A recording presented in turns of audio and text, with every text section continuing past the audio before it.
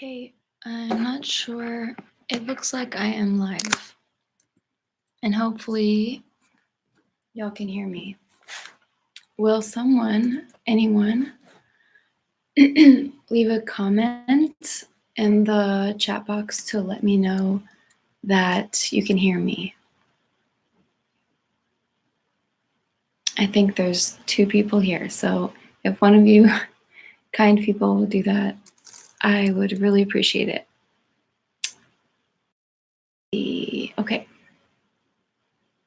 So I am having tea. This is my tea setup here. I feel like I really want some tea, so I'm gonna get started. Okay, Andre, thank you so much. I appreciate you telling me that you can hear me. So good morning, everybody. I'm so happy that you are here with me having tea. If you are here right now or you're here in the future of right now, I'm happy to have you. I'm gonna be preparing tea in the Gongfu style, which means a lot of leaf in relation to how much water that is in the pot. So normally you would have a little bit of leaf with more water, and this is a lot of leaf and a little water, and you steep it over and over and over. So I'll show you I thought it'd be fun to walk you through my tea set. So this is my chapan, which is maybe my prized possession. I love it so much. And a chapan is just a tea tray, essentially, but it has a hole right here with a tube, and it goes into a bowl. And the water, when you're pouring your tea, just goes straight through this hole and into the bowl.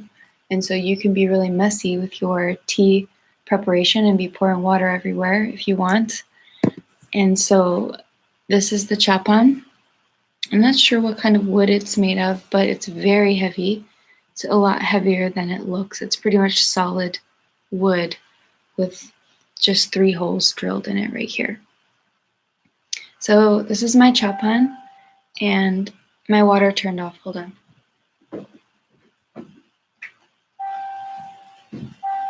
Okay. This is my Yixing teapot that I use pretty exclusively, actually. I think that it's my favorite vessel for preparing tea. I got this teapot maybe 4 years ago or something, and it's made of Yixing clay, which is a special kind of clay that a lot of teaware is made of, because apparently it has really nice heat retaining qualities, and it feels really nice and tactile, and it smells good. Some people, when they get really into tea, have these teapots, they season them. So like one teapot will be for oolong and one will be for black tea or red tea, and they have a different pot, one for pu'er, one for oolong, for each tea. And I think that's kind of cute. Maybe one day I'll have a bunch of Yixing pots. That would be nice. And then this is what is called the gongdabe. It's just a pitcher that you pour the tea into. And this is just a little filter. I used to have a mulberry leaf, which was acting as a filter. So you put the mulberry leaf on top of whatever your gongdabe is and pour the tea over that. And the filter obviously is just for filtering the small leaf particles so that they don't get in your cup. And then here's my cup that I'm using right now. It's made of porcelain, and I love this cup so much because I think it's high-fired porcelain, but you can see that, or maybe you can see, but it's translucent, and when tea is in there, you can see the color through the glass, and it's just so pretty. So that's my tea setup, and this bowl that's right now being used as the drainage bowl, but normally I put tea in it. I got this in Santa Cruz, and some local potter had made it, and the reason I bought it was because he shared with me that it was painted with a squirrel tail that he found on the side of the road. This swoosh here was made with a squirrel tail brush, and I love squirrels, so that's why I was drawn to it. And also, it's just very beautiful. But that's the deal. So I will be drinking today. I'm gonna not say this in the best pronunciation, but Jingsu Dajinya Hongcha. And Hongcha is another way of saying red tea, which is another way of saying black tea. So what we in America or other places in the world think of as black tea is actually usually red tea. And I'll show you what it looks like. I'll just put some in my hand, I guess. It is beautiful.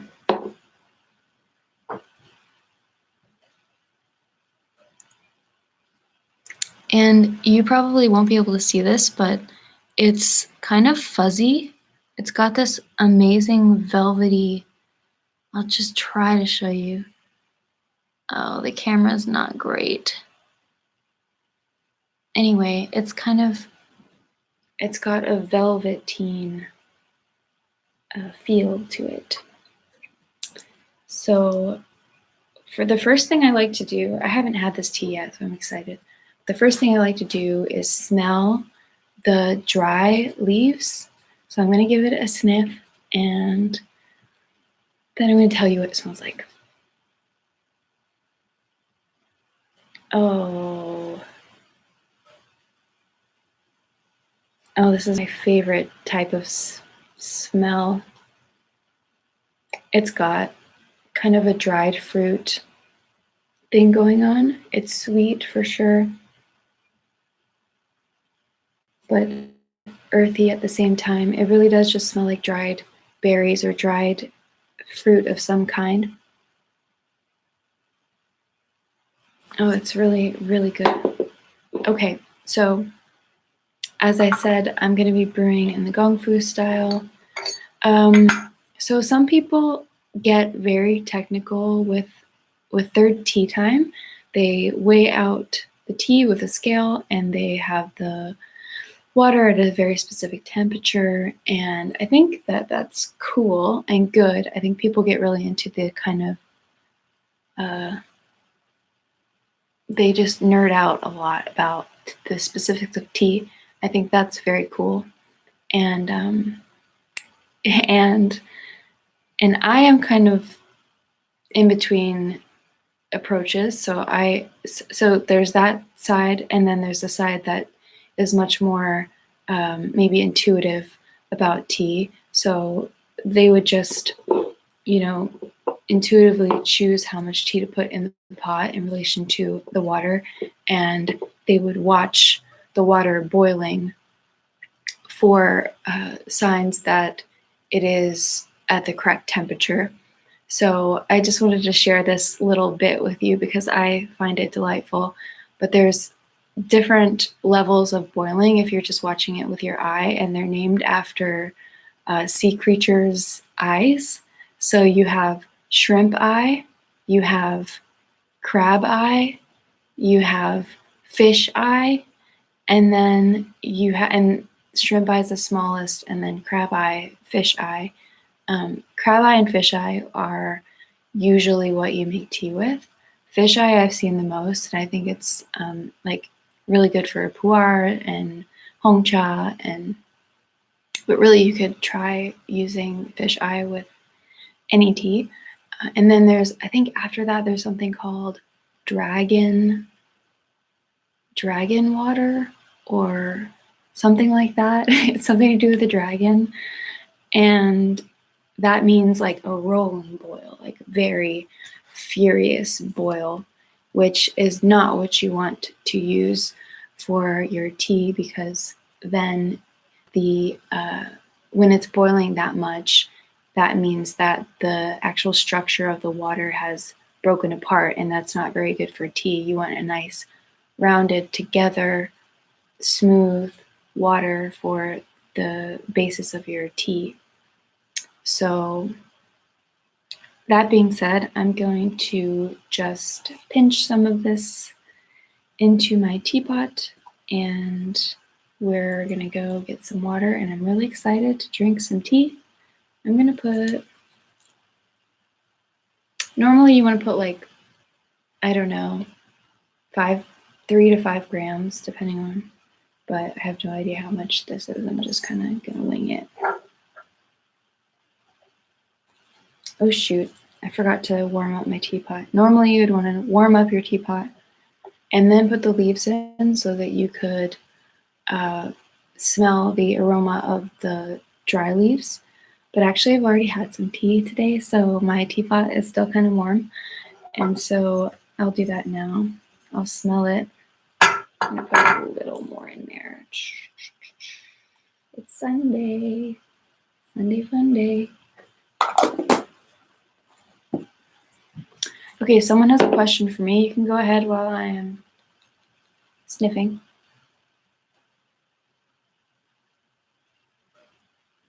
So, the smell of these dry, warm leaves is a lot more savory than the smell of the dry, room temperature leaves.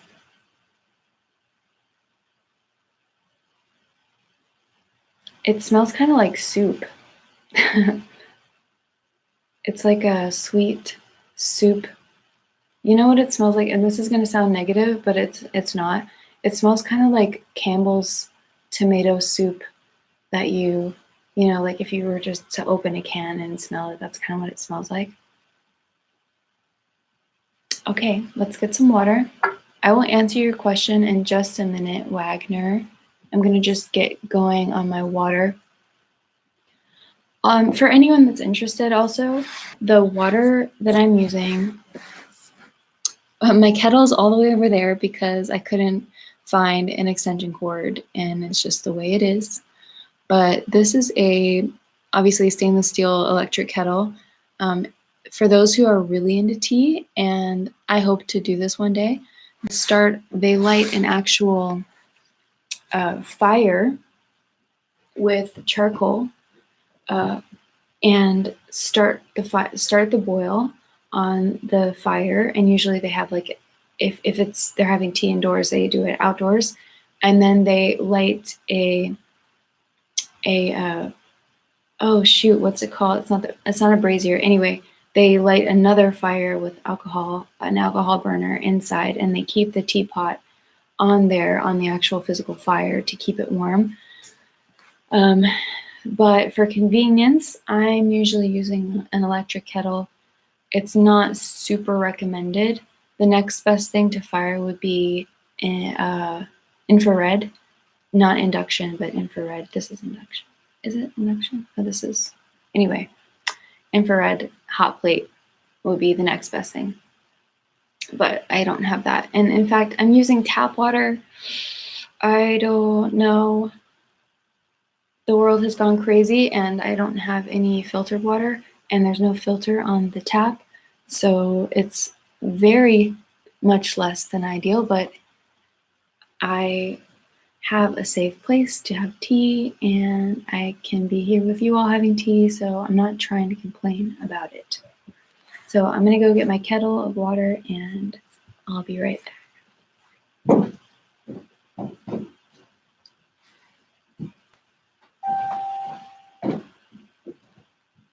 I had it set to 203 degrees For hung chai, you want a little hotter, they say, and I tend to like my tea pretty hot, so I put it on 203.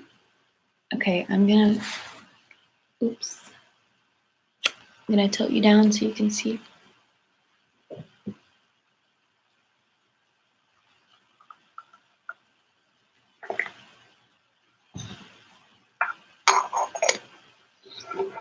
Okay, so with this steeping, this is what's called the tea wash. So you only let it stay in there for a very brief moment in time.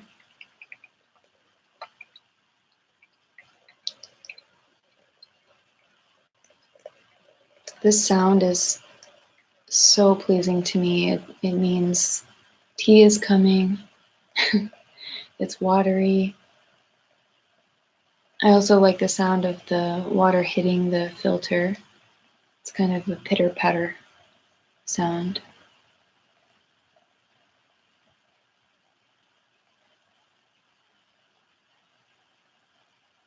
When I drink tea, I like to, especially new tea, kind of track how it's feeling in my body. People call this the chi of the tea, the energy of the tea.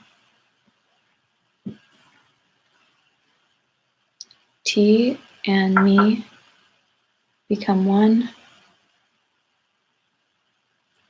Okay, so this is the color. It's a nice amber, they call it liquor or soup. I've heard it called soup before. It's an amber soup. And you see how the cup is translucent. How amazing is that? I just love it. It feels so nice to hold, and it reminds me of just like, I don't know, a cloud or dew in the morning. Okay, I'm gonna give it a taste.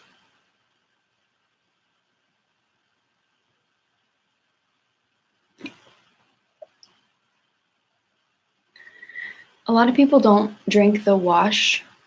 They pour it out, especially when it's a ripe pu'er, which is a fermented pu'er tea.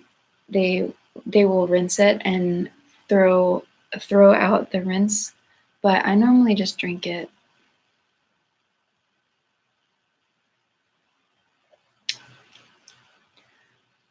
Not a whole ton of flavor in this steeping.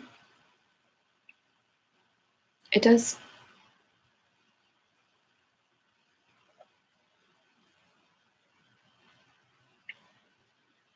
I am getting some of the dried fruit and I'm not tasting any of the Campbell soup right now.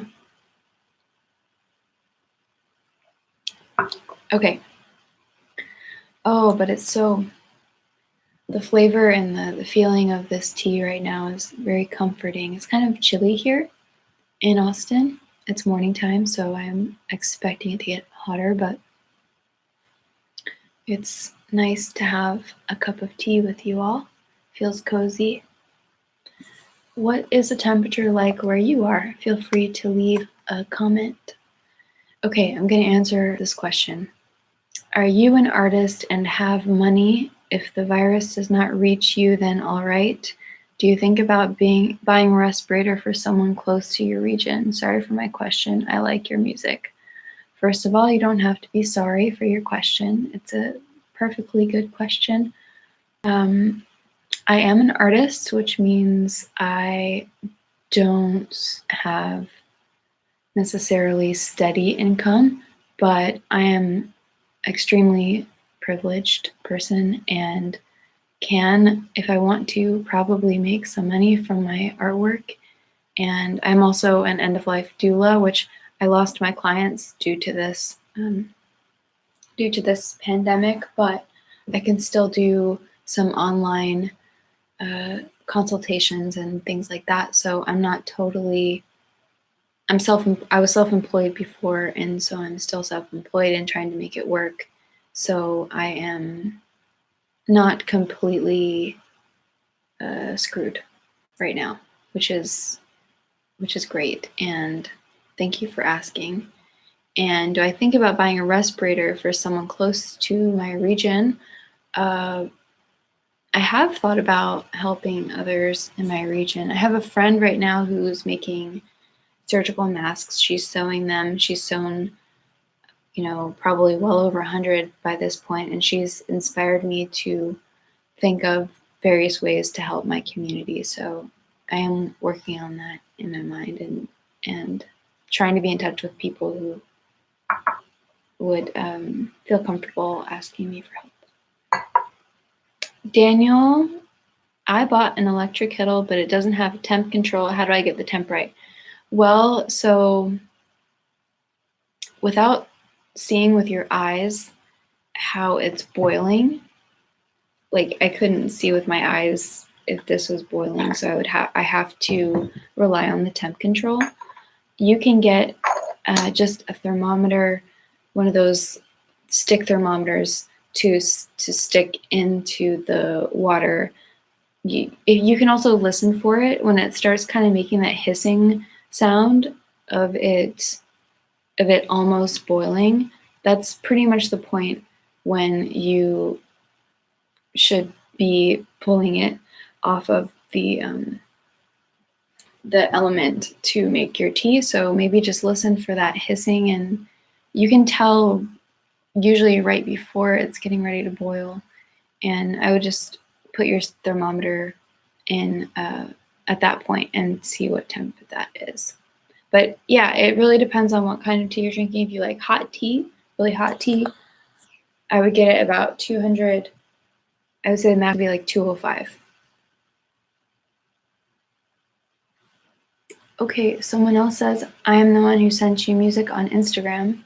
Thank you. How are things in the USA right now? We don't really understand what's going on in the USA from here. To be honest with you, I have resisted looking at the news lately because it causes me obvious anxiety. But from what I can understand from, what I have heard, at least here in Austin, we're on the stay-at-home order. So technically, we have been ordered to stay home in case, or unless we need to go out. So like for essential things like food or emergencies. So we're on a stay-at-home order, and I think many cities in the US are in a similar position. Although I just talked to my mom in Florida who works in healthcare, and she's like still going to work. So I guess it's just different state by state, even maybe county by county. One thing I do know is that the USA is quickly becoming the country with the most cases in the world. And I guess that's not surprising given that we have pretty much failed to do like adequate testing here. And also because it's such a large country. So that's a little, obviously it's troubling. That is what's going on here in the USA. And I can say from my own community, a lot of people are taking it seriously, but a lot of people still aren't. There's people who are still going swimming in the green belt, and which is like the natural area here, and not practicing social distancing or anything like that. So we're all just hoping that people start to take it a little more seriously. I left this tea in for too long because I guess I haven't had enough tea yet, and I forgot that I had poured it, but we'll see what happens. I like to smell the lid sometimes. The hot clay smells really nice with the leaf.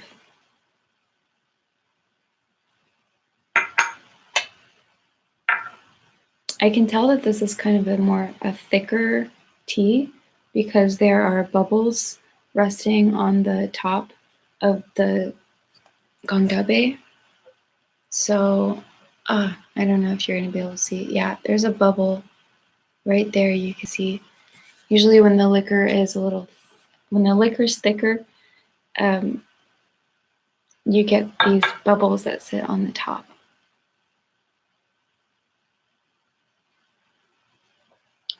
And I can feel in my mouth that it's a thicker water. And that's probably due to the fact that there are those little baby hairs clinging to each leaf. They're, as I mentioned before, they're kind of velvety, and that makes the liquor thicker.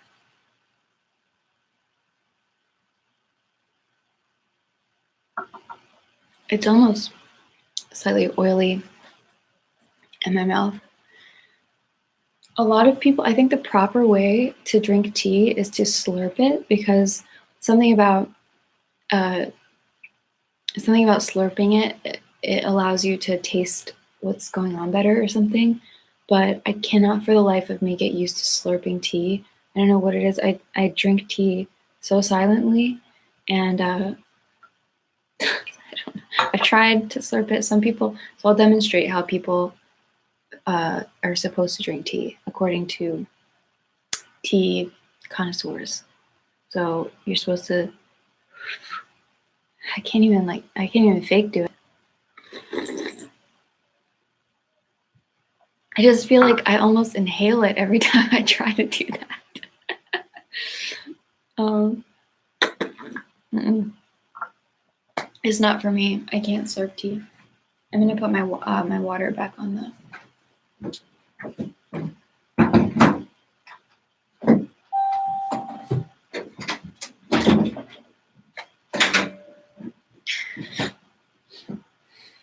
Is there anything that you all want to talk about or want me to talk about?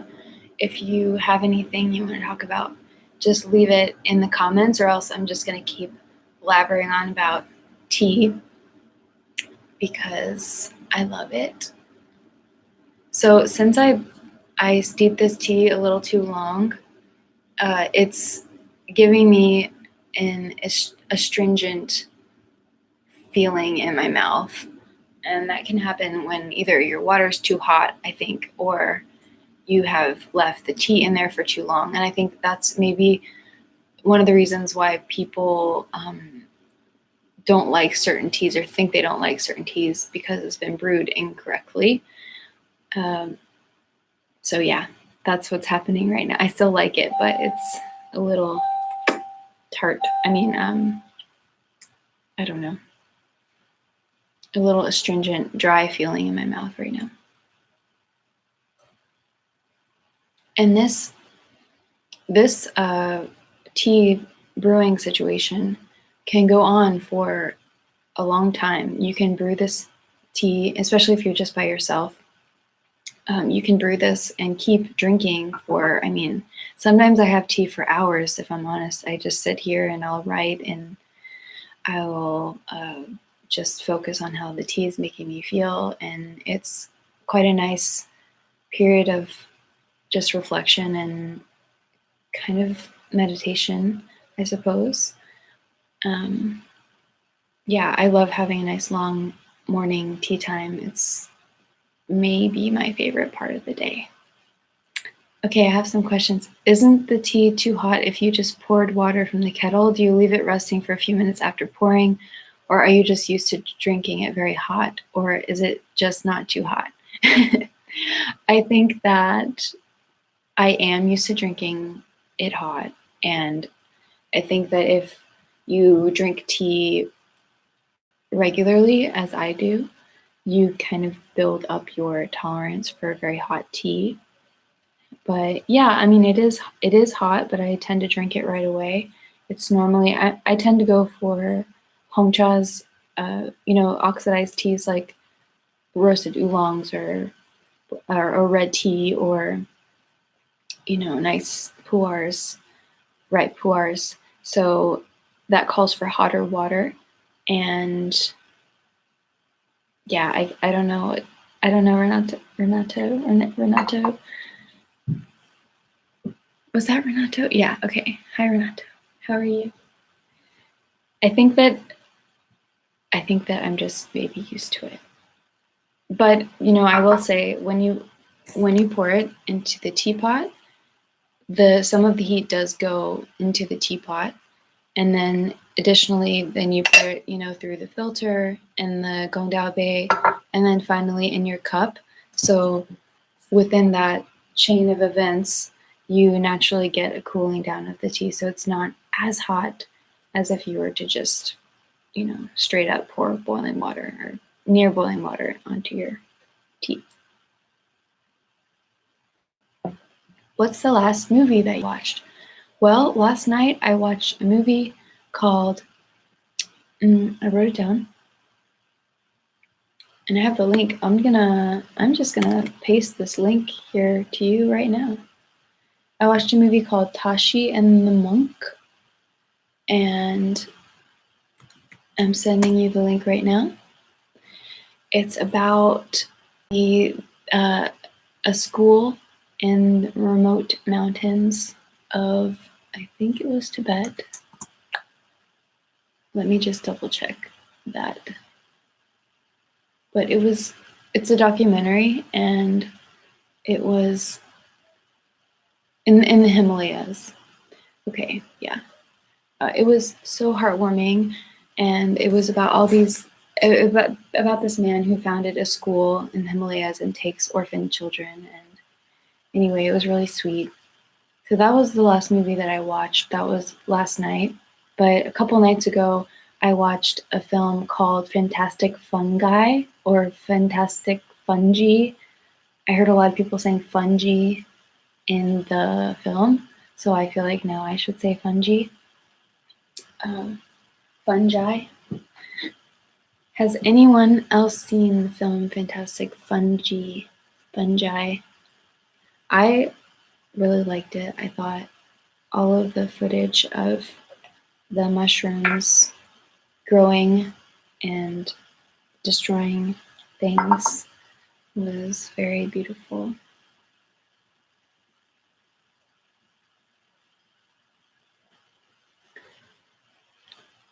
Okay, the next steeping I'm gonna do the right way. Maybe like 5 seconds or so, 5 or 6 seconds for this tea. I'm also keeping in mind that I didn't weigh out the leaf, so I don't know exactly how many grams is in there. So I might have to adjust my steeping time in order to, get it right. And also I've never had this tea before, so I'm not sure how long it is good to steep for.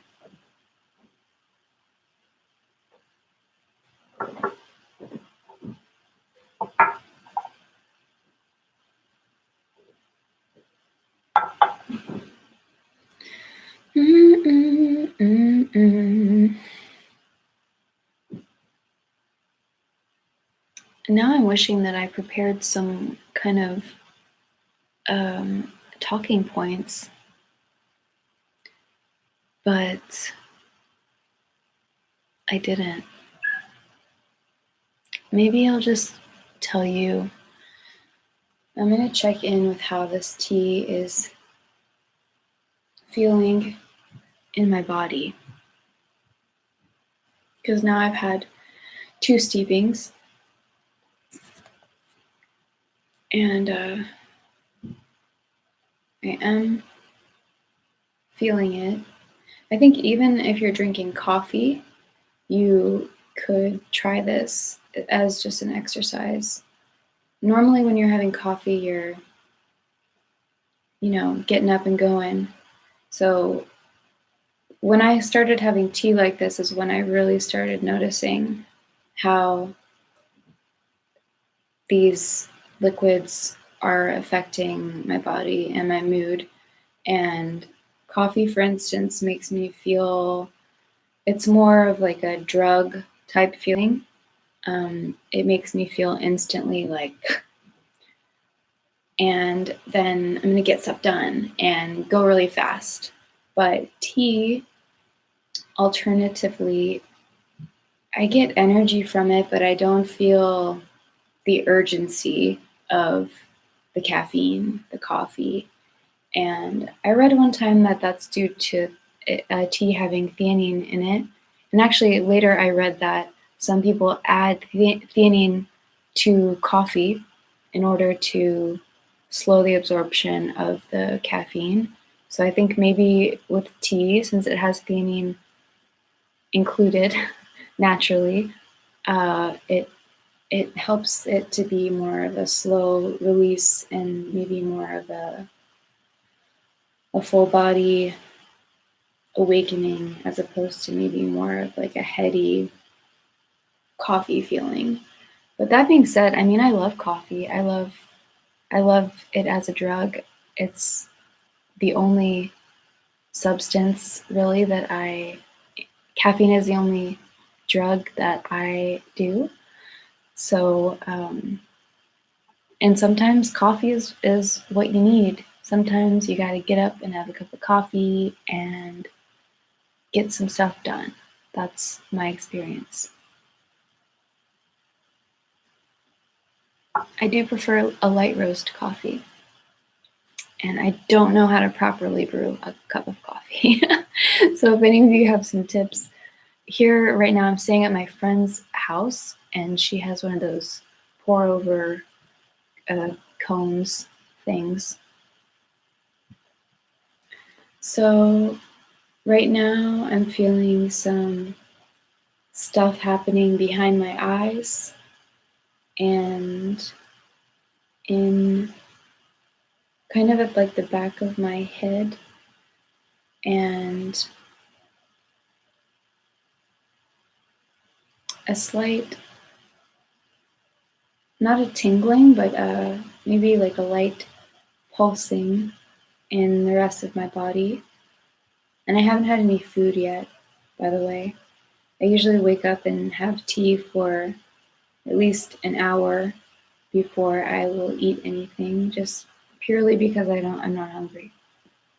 And it's really hard for me to eat when I'm not hungry. Renato has a question. How are your isolated days? Do you get bored? Are you doing things you wanted to do before you didn't have time for? Are you drinking more tea than before? I am not drinking more tea than before. I'm drinking the same amount of tea. I do not get bored. I feel fortunate that I don't get bored. I actually can't remember the last time I was bored. And I'm not trying to come off like I'm bragging about not being bored. I just, I think that I always can find something that I want to do. And maybe when I'm bored, I would want to watch something, like watch a movie. But I've been doing plenty of projects. I've been doing art projects, and I've been making some songs and going on walks. I would say one thing that I'm doing now that I didn't before that I wanted to do more was spend more time walking outside. So that's been nice. And I've been concentrating or working more on some breathing techniques and stretching. I've always kind of aspired to be better about having a regular stretching and breathing practice. And now I definitely have the time to focus on that. So I've been doing that more. But also, I'm just trying to feel less. I'm trying not to put pressure on myself to get a whole lot done and be productive, because I think it's completely normal to feel anxious and maybe fearful. And I tend to let anxiety in. So I'm just, when that happens, feeling it and looking at it and asking questions about it. And that's been nice also, to have the time to sit with feelings that come up, to have the time to really go through them and feel them.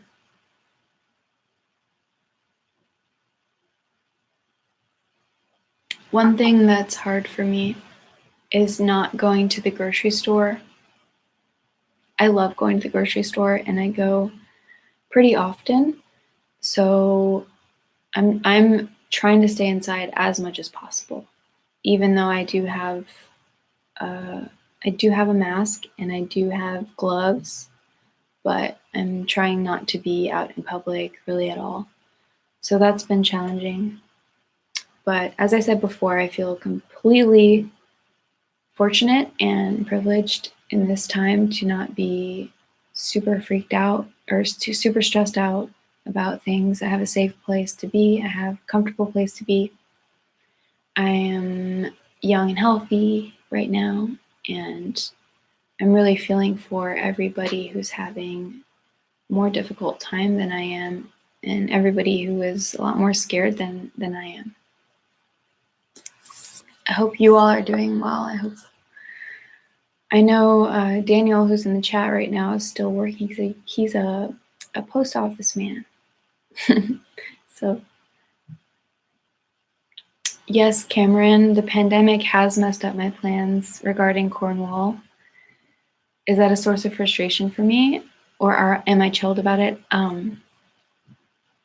Yeah, I had plans to take a boat to England in May, and officially the cruise has not been canceled, although I can't imagine that by May, early May, it will still be going ahead with its journey to Southampton. So I'm planning to not do that right now. And yeah, it is a little frustrating just because I have made plans. I booked an Airbnb. I've actually booked like some events, some end of life doula related events in June and July, and I was really excited about that. And now that might not happen. But I think that it is important to just kind of roll with what's happening. Everyone in the whole world is rolling with what's happening. Everyone is making sacrifices, and so many plans are getting messed up. I mean, people are canceling weddings and people are having babies without their family members involved, and people are dying by themselves, you know. So I'm not too frustrated. I'm not worried about my plans. They can happen when they will happen, and I think that the important thing is just to accept this new reality that we're in and try to make the best of it. So I guess you could say I'm chilled about it, Cameron. I'm gonna get more water, one sec.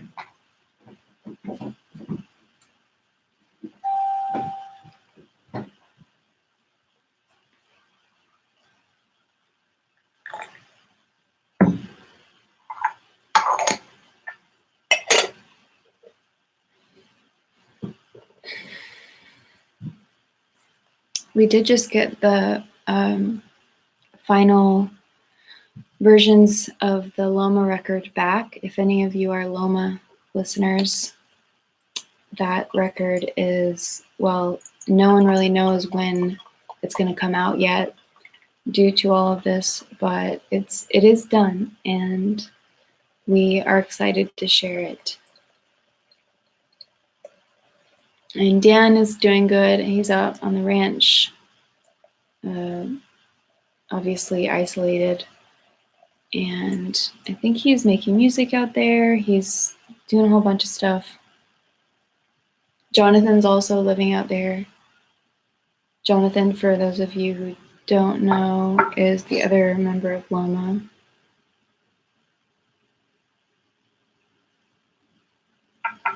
Okay, so that was maybe like 5-6 seconds.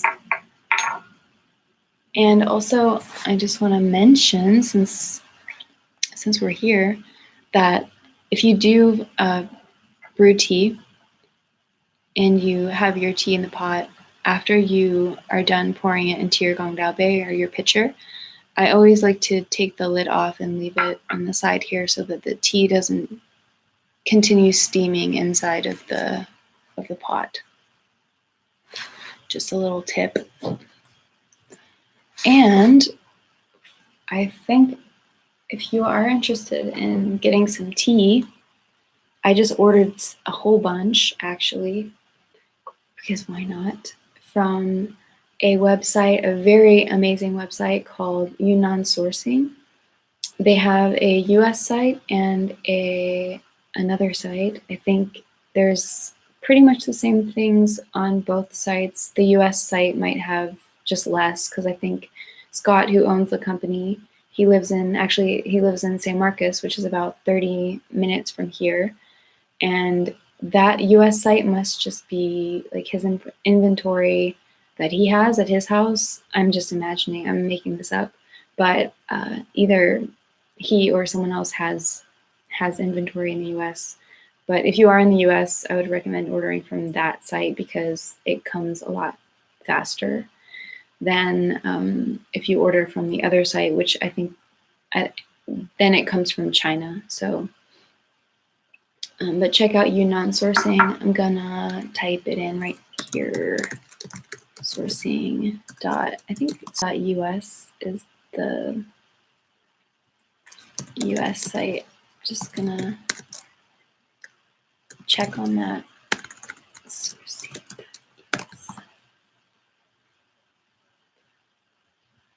Yes. And then if you want to go on the other site, just Google Yunnan Sourcing and you can find that. So the liquor now is much darker. It's a, what would you call this color? It's like a marigold or, nope, that won't work. Topaz? Topaz is my birthstone. Yellow topaz. Let's call it that. Let's call it yellow topaz. Beautiful. Oh, there's a big bubble right on top of my cup. Oh, look at that. Big bubble. Yunnan Sourcing also has teaware. They have really good teaware. It's beautiful. Another resource I would highly recommend is Global Tea Hut. They are a tea hut and a company in Taiwan, and they do sell tea and they do a lot of community stuff, and they have a lot of very helpful, very beautiful videos on YouTube about tea. So I would recommend checking that out. And a few of my other favorite shops are Floating Leaves Tea in Seattle. She has an online shop, and gosh, her teas are so good. A lot of them are from Taiwan, which is cool. Normally they're from China, and which is, yeah, very good as well. But then there's some other shops that I like. My friend just walked over there. One is called Fly Awake, and that one's in Portland, Oregon. Another one in Portland that I love is called Chi Tea, QI. Oh, the first one I mentioned, the first tea shop you mean? It's called Yunnan Sourcing, and that's just online, an online-only shop. Yunnan Sourcing, Floating Leaves, Fly Awake, Chi, QI, tea, and where else do I order tea?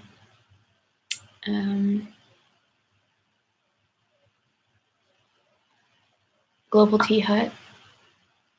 That's basically where I get tea. Not that there's not a ton of amazing tea places, but Yunnan Sourcing, though, for variety and descriptions is excellent, because you can go and read about all these teas, and they're also rated by people, so you can look at reviews. Oh, and one tea shop that's in the UK that I like a lot is called Mayleaf, MEI. They are more like tea geek, like nerdy about tea, and they also have reviews and very good descriptions. But shipping is really expensive to the US from them, so I don't usually order from them. And they also have teaware, and they also have a really good YouTube account. A lot of tea information. I would say, here's my recommendation, because earlier I was talking about kind of two approaches to tea, which is kind of more of a technical approach where you weigh out the leaves, you have the exact temperature that you want, it's very, kind of heady. And then the other approach is more intuitive, and like you're feeling the energy of the tea, and those two can be combined for sure. But I think there's maybe two approaches. So Global Tea Hut on YouTube would be the more zen, energy focused, traditional type of approach, whereas Mayleaf is the more like modern day, more technical information YouTube account. So check those out if you're interested in kind of like two vibes of tea drinking. Global Tea Hut and Mayleaf on YouTube. They both have a lot of videos that you can check out. Daniel's asking if I've read any good books lately, especially poetry. No, I haven't read any poetry lately. I don't normally read poetry. I just don't. I don't know. I am reading a book right now it's called The Healthy Aging Brain, and it's exactly what it sounds like. It's about aging brains, which in my work is, as a doula, is kind of important to know about the aging brain.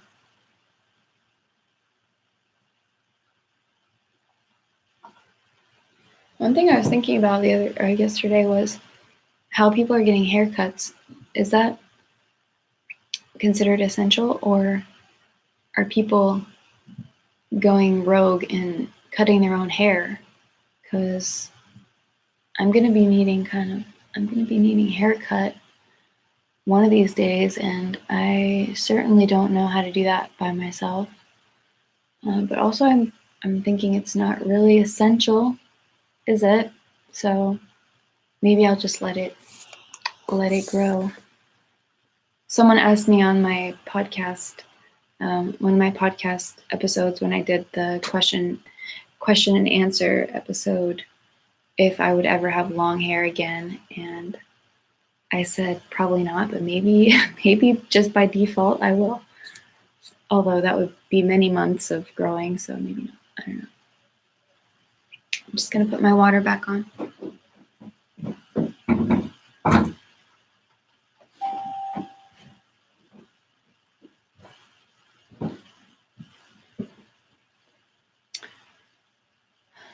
I managed to go to my person the day before Chicago sheltered in place. Otherwise, I would have buzzed my hair for the first time. Wish it was still open though. Your person being your hair cutter, your hair stylist. Barber. That's the word. Yeah, that's smart of you. I actually went pretty recently too, when everything was kind of starting. I went to my barber, and they fixed me up. But Renato hasn't had a haircut in over 15 years. Not essential for you, is it? No. The shorter your hair is, the more often you have to get it cut. And that's the one thing that's slightly annoying about having short hair. In every other way, it's very convenient, and hassle-free. But in the way that you have to upkeep it, it is kind of high maintenance. And also, I have a cowlick right here on kind of the back of my head, and obviously I slept on it strangely this morning or last night, and it's going wild. So that's another fun thing about having short hair. Someone told me the other day that my hair looks like a cockatiel. I took it as a compliment. This steeping is definitely better, and by better I mean just less astringent than the previous one because I only steeped it for a couple seconds. And so I'm learning about this tea. So this tea, I'm learning, is at least with the amount that I put in the pot, needs only a couple seconds of steeping before it's ready to go.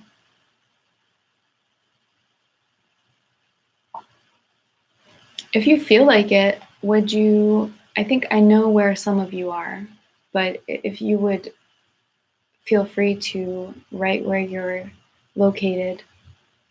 Renato, I know that you're in the Pacific Northwest in Seattle. I don't know if you're there right now, but and Cameron, aren't you in the UK? I thought maybe you were. I think you are. And Daniel, I know where you are. It's nice to see some familiar I was gonna say faces, but names.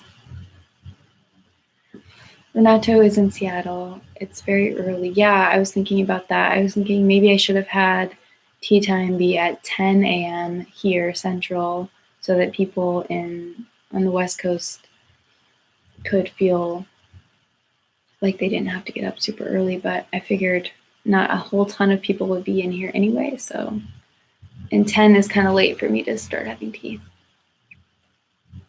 Yes, Cameron in Central London. Cameron, have you heard of Mayleaf? Because that tea company is in London, and they have a shop there, actually. I can't remember what part of town it's in, but I've been there, and it's a nice tea house. If when this is all over, you should go check it out.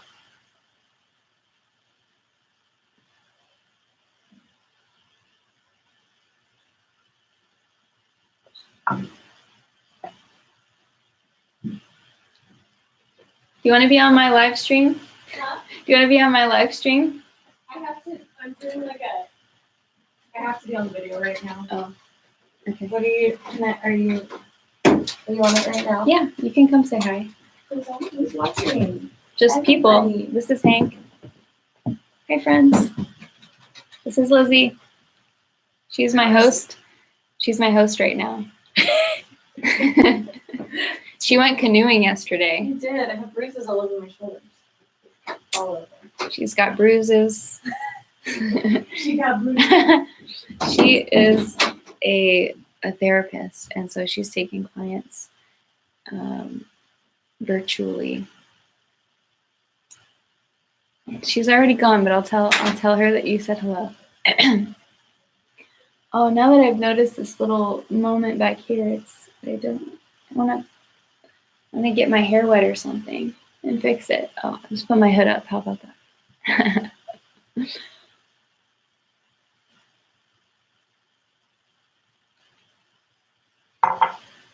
I wonder what I will do today. I wonder out loud what I will do today. Shave it? Shave my head? I've already done that. You know what? Shaving my head was really fun, and I loved how it felt. The only thing is, when you don't want to have it shaved anymore, the grow out phase it's kind of rough. There comes a point where your hair just kind of all sticks out, like straight up, and it's I was wearing a hat for a while. Pixar didn't happen. Oh no. There are pictures that I have, but I don't know if I can show you right now. It was a nice period of time. I liked it. And I found out that my head shape is pretty good. I don't have any head shape is good. I didn't mean that. I didn't mean to imply that there's a better head shape for some people I just mean that my head shape is, there's no bumps. But if you have bumps on your head, it's good. It's all good. Your bumps are beautiful. Your bumps are perfect. Just forget that I said anything about head shape, okay? I think today I will definitely record a podcast episode and maybe do some special things for my patrons on patreon.com. To be honest, Cameron, I don't know what a phrenologist is. One second. Phrenologist. Phrenology is which involves the measurement of bumps on the skull to predict mental traits. It is based on the concept that the brain is the organ of the mind and that certain brain areas have localized specific functions or nodules. And there's some cool pictures associated with this. No, I am not. I am not a head bumpologist. But that's extremely interesting. I didn't know about that. I left the tab open, so I'm gonna read more about that later. Maybe that's what I'll do. Maybe I'll, for my Patreon, I do a separate podcast called When I'm Trying to Understand, and maybe I'll try to understand today phrenology. That's fun. No, I mean, what if you don't have any head bumps? Then what? Does the absence of head bumps mean anything? Yeah, I'll have to feel around to feel if I do have any bumps. Leave a comment and tell me how many head bumps that you have.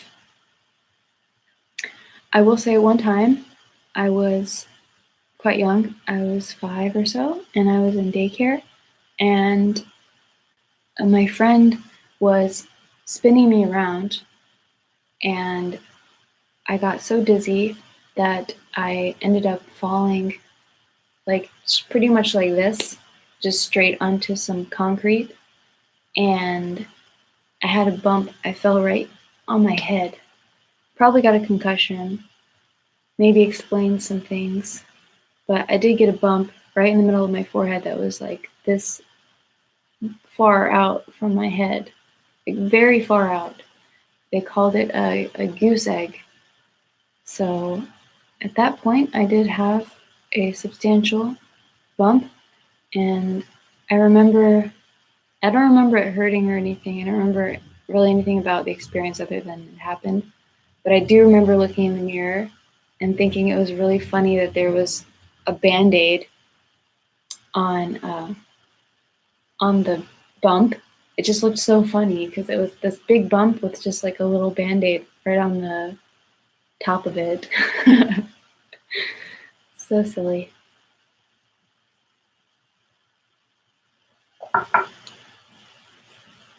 Wow, I've already been having tea for an hour. Y'all, feel free to, you don't have to stay here with me. Not that you feel any pressure to do so, but feel free to come and go as you please. I'm pretty sure that this will be saved on my channel. So, I mean, if people wanted to watch it in the future, they could. I'm trying to think if I left anything out about tea. Oh, I guess one thing I can mention is that there's this word called Tashi. It's spelled, I think, CHAXI, and it's essentially a word that describes your setting when you're getting ready to have tea. So it's for lack of a better word, the backdrop of your tea experience is the aesthetics that you set for your tea time. So some people get things from nature, like they'll go out and grab a flower or some leaves or some other natural element, like maybe a rock. And it's very carefully considered how the setup looks, especially if you're having guests. So, and some people have themes. For example, a seasonal theme, like if it was autumn, for instance, you would maybe have some warm colors and some fallen leaves for your chashi. And you can get very elaborate or you can keep it very minimal. But I like that idea of, that intention of creating the space and then holding the space.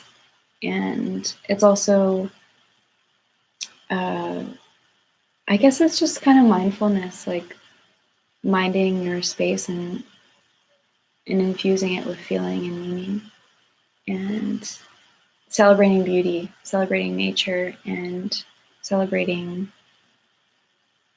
your time. So sometimes I like to create a chashi just for myself, and other times, usually I just have my chapan, and to me this is very beautiful. Maybe I'll give you more aerial. Here we go. That's what I got going on. I tend to like more minimal setup anyway, but thank you for the good luck wishes, Martin.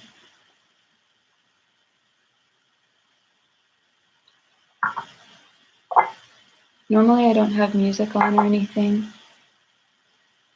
I don't listen to a whole lot of music. I actually never put music on unless I am specifically listening to something closely, or maybe if like people are coming over, which these days they're not. Well, I'll put a record on. Although we here at Lizzie's house have a blow up pool, like a kiddie pool, and she did put some music on for when we were lounging in the pool in the backyard, and that was fun. She put on some 1970s. I think she just did like a Spotify playlist or something, like 1970s summer jams, and that was pretty fun. But I enjoy silence. I enjoy not silence. I mean, silence is extremely rare, but just the sound of what's happening outside and what's happening on the chapan, and yeah, that's very enjoyable to me.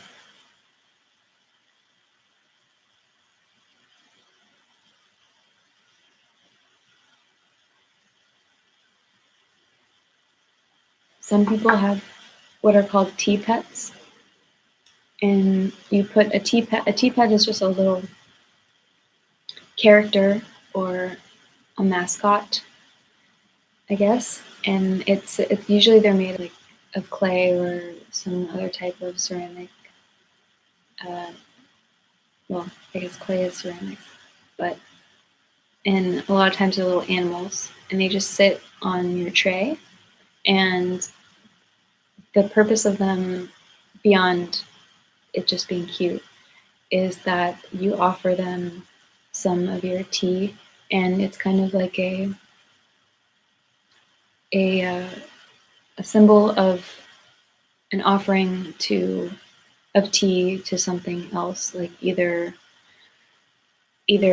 like the universe or a god or loved ones, or people who have died. So it's kind of just like a nice little gesture of offering of tea, and you pour over the tea. You pour the tea over the teapot, and over time they get patinaed and maybe a little cracked, and you can see how, you can see the age happening on the teapot as the tea gets poured over the teapot. I have one teapot, and it's the first teapot I ever got, obviously, and it's a little walnut, and I really like it. It looks like a real walnut, and I don't have it on my tray right now because I don't really have all of my things here at my friend's house, but not listening to others' music may be the reason yours is so unique. Just a thought. Oh, that's such a sweet comment. I do listen to other people's music, and I think that I am influenced by other people. We all are, and I think that's not a bad thing. We're all using, uh, we're all not using each other. We're all helping each other in a positive way, I would hope. Renato says there's a band called Hammock that makes ambient music that is really good to put on as like background music without really having to pay attention to it. You can check it out for non-invasive music. Thank you, Renato. Hammock. That's a good band name. I love hammocks in general. I don't know though. Just I don't know why I just never think of putting on music, even if it's in the background as non-invasive music. I just don't ever feel the need or the want. I just don't think about it, I guess. But I do love ambient music. I guess maybe I have a hard time not paying attention to music. So when I know that I can't pay attention to music, I just won't put it on. Rosalia just came out with a new song, though. It's called Dolermo, I think. One sec. Yeah, Dolerme. Dolerme, which means, I looked up the word. I think it means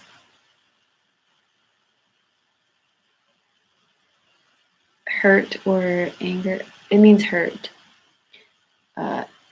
And this guy I know, Johnny, did the artwork for it. And I love Rosalia so much. If I had to say my favorite music person right now, it would be her, definitely. Rosalia. She's so good. Oh my gosh. I get chills thinking about her music. I love it so much. Cameron wants to know if my tea ritual is Chinese or Japanese, or are they similar? So this is Chinese, I think. I mean, it definitely is Chinese. And most of the teas I drink are Chinese from China or Taiwan, which is, you know, Japanese tea ritual. I might be wrong. I just think this is more like a matcha ceremony. So matcha is green tea that has been crushed up into a powder, and they have a really beautiful ceremony surrounding matcha. And they have like matcha tea houses where I love this so much. They have little cut out like doors that you enter. You have to crawl into the tea space, basically or really on your hands and knees. And it's kind of a gesture of being humble to the tea house and to the ceremony and to the whole situation, but just being humble by everyone has to the same way has to crawl in through this like hole, this little door to the tea house, and I love that. Except for people who have trouble with accessibility, I'm not sure if they make special exceptions, but yeah, so I think it's more Chinese. Gong Fu is a Chinese style. Gonna get more water. I'm still gonna do like 5 seconds brewing, steeping. I'll show you guys one of the leaves in a minute.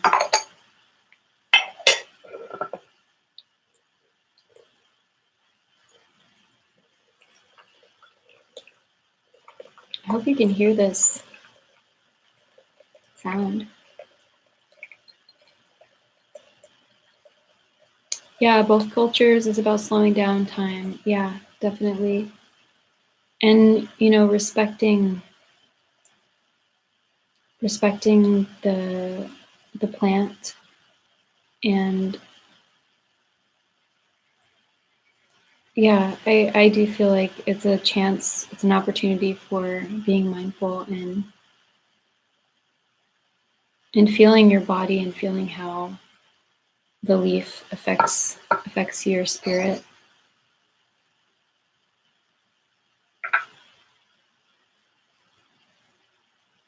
I like when the leaves you can see most of the time they're picking just the first couple of leaves off of the plant. And in some cases, they just pick the very smallest leaf on there. But you can see that's just the very tip of the plant that they've handpicked off of. That's just one amazing thing about tea. It's been touched by,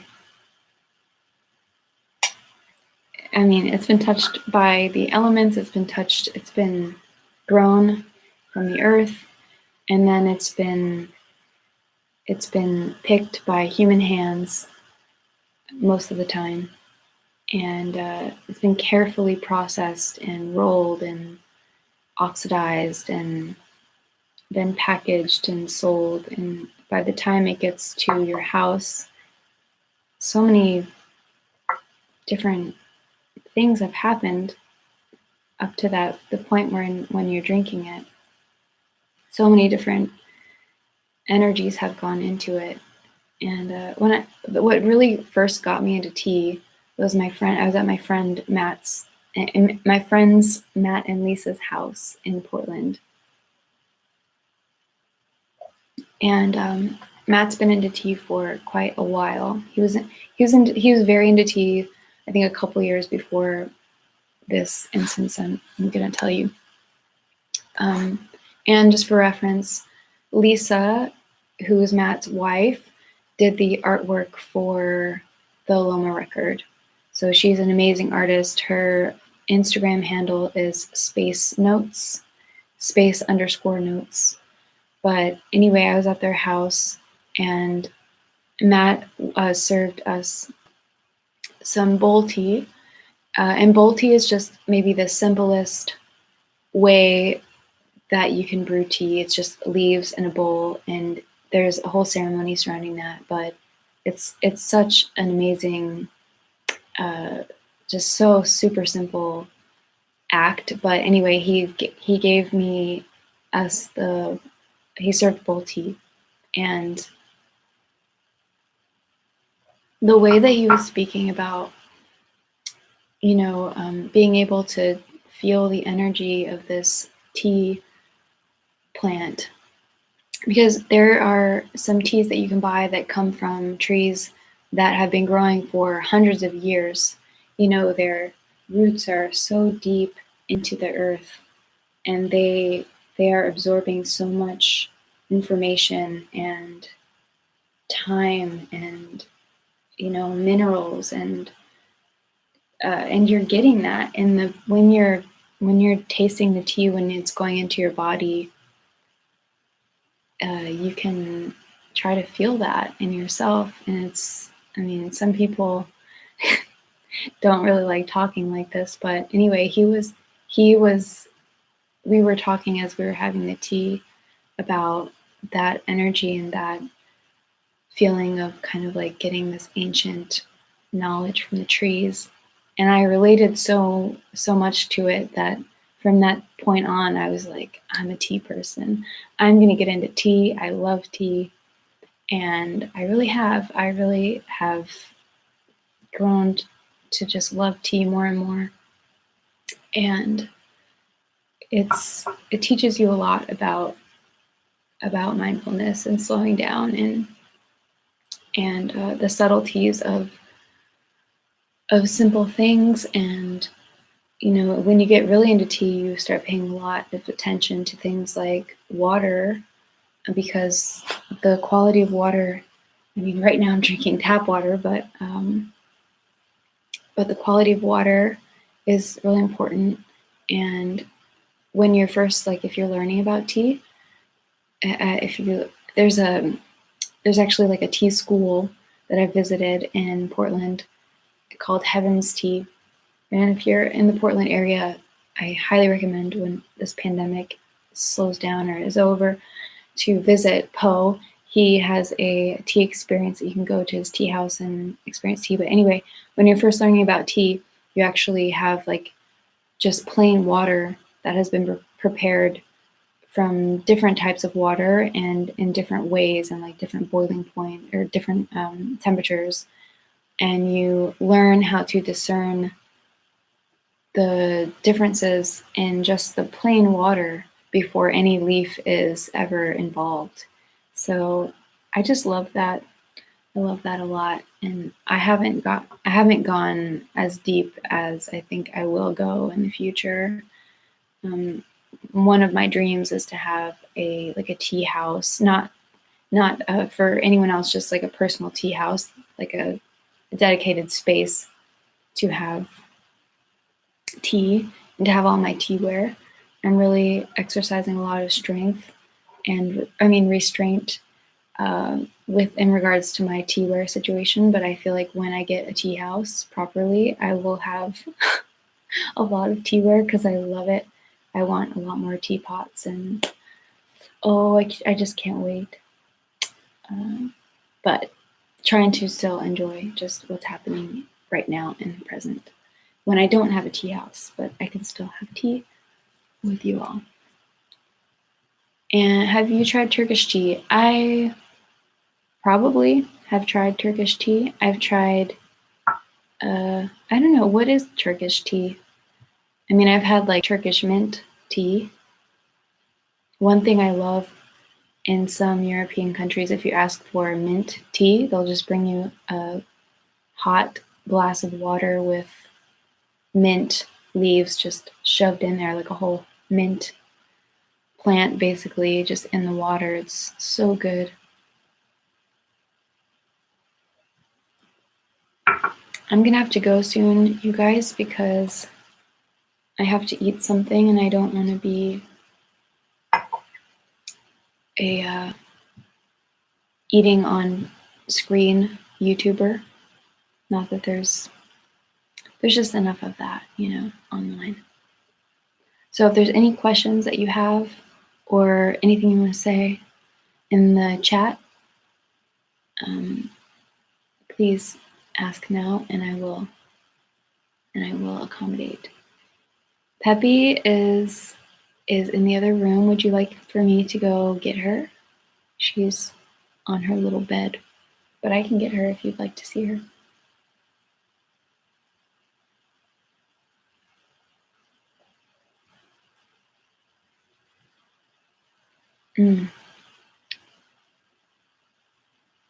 This tea is going to go for a long time.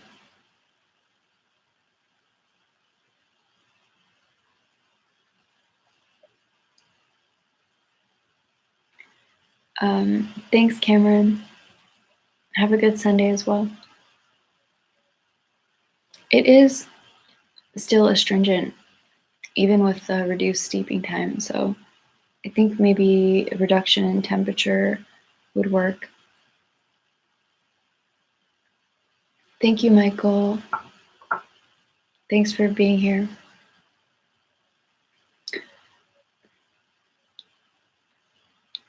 I don't not like this tea, but I will say that from smelling it, I thought it was going to be a lot more. Thanks, Sean. A lot more kind of dried fruity flavor, but I'm getting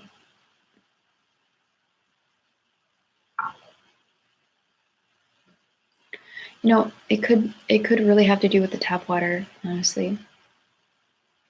Tap water tastes strong just by itself, so it could be interfering with the intricacies of the tea, but it's not particularly flavorful. But I can tell it's really good, high quality tea, and it is nice. It's making my body feel good, and my mind awake, but not jittery and not crazy feeling. But I do feel motivated, even on a Sunday, to do some creative things. Okay, everyone. Oh, do you use usually Berkey or water, or what filter do you use? I actually usually have a water dispenser, one of those ones on a stand where you just refill the bottles at the grocery store. That's what I usually do. But right now I don't have my water situation. I did just order some water in a glass, whatever they're called. It's like a glass carboy on the grocery app that's supposed to come on Tuesday. So hopefully I'll have some good or better filtered water on Tuesday if they're not out of the water.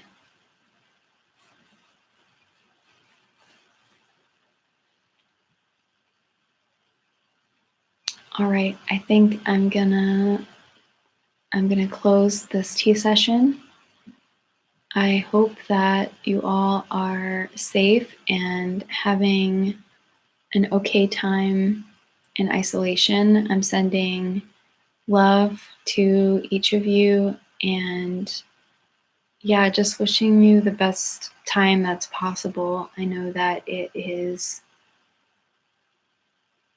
kind of scary what's happening, and I just encourage you to be gentle with yourself and don't feel like you have to be doing anything in particular. It's okay to feel scared, and it's okay to feel anxious. But on the flip side, it's also okay to feel like if you're happy, and you shouldn't feel guilty about your own comfort, even though other people are maybe not having that experience. But I do encourage you to maybe have some tea and enjoy a slow morning or two. If you don't have loose leaf tea like this, even if you just have a tea bag, or even if you could do this with coffee, just maybe have more of a slow and gentle unfolding of an experience. It's been helping me, especially during this time. So, best of luck. Thank you to anyone who came and sat with me for a few minutes. And I will see you next time. Maybe I'll do this again. It was fun. Okay. Bye.